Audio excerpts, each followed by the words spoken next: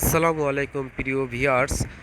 আজ আমাদের কাছে দেখতে পাচ্ছেন একটি বিদেশি টর্চ লাইট। এই লাইটটি জ্বলতেছে না, নষ্ট অবস্থায় আছে। আমরা দেখব এই লাইটটির কি সমস্যা রয়েছে। এখন লাইটটি আমরা খুলে টেস্ট করি, দেখি লাইটটি জ্বলে কিনা। জ্বলতেছে না লাইটটি। এখন লাইটটির সামনের অংশ আমরা খুলে নেওয়ার পর দেখব কি সমস্যা হয়েছে। সুইচের সমস্যা না কিসের সমস্যা সেটা আমরা দেখতে পারবো লাইটটি ভিতরের অংশ খুলে নিলে। এখন আমরা উপরের অংশ খুলে নেওয়ার পর আমরা দেখব কোনো সমস্যা আছে কি না। এই তো উপরের অংশ খোলার পর দেখতে পেলাম যে এলো লাইটের এলইডির বাতিটি এটা বোর্ড থেকে ছুটে গিয়েছে। এলইডির বাতিটি খুলে গিয়েছে বা জ্বালাই থেকে ছুটে গেছে। এমন অবস্থা হলে সাধারণত টেকনিশিয়ানরা নতুন একটি বাতি লাগিয়ে দেয়। আর বাজারে যেই ধরনের বাতি পাওয়া যায় সেগুলো লাগালে নতুন অবস্থায় সাউন্ড পাওয়া যায়, নতুন অবস্থায় সেরকম আলো পাওয়া যায় না। তো আমরা এখন এই বাতিটি আমরা লাগিয়ে দিব। এই বোর্ডটি ভালো করে আমরা পুরনো ঝালাই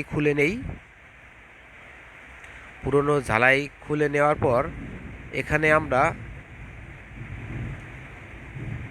আইসি রিভলভ করার লিকুইড রাং বা লিকুইড পেস্ট নেই।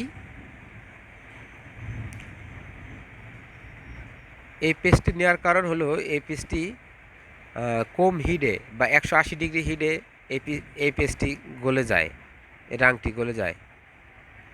এখন আমরা পাওয়ার হট গান দিয়ে হিট দিয়ে গরম করে এই এলইডিটি বা এই বাতিটি আমরা সেখানে বসিয়ে দেব। এখন ঠান্ডা করার জন্য আমরা চায়ের পাশ থেকে পেট্রোল ব্যবহার করব। করার পর দেখব বোর্ডটি ঠান্ডা হওয়ার পর দেখব এলইডিটি ঠিক আছে কি না। এই তো আলহামদুলিল্লাহ বাতিটি ঠিক হয়ে গিয়েছে। এখন বাতিটি আমরা লাইনের সাথে ফিটিং করে নেই। ফিটিং করার পর দেখি লাইটটি ওকে আছে। সাধারণত এই ধরনের সমস্যা হলে নতুন বাতি লাগানো হয়। নতুন বাতি লাগানো হলে বাতি কিছুদিন পর কেটে যায় বা নষ্ট হয়ে যায়, আর আলো সেরকম দেয় না।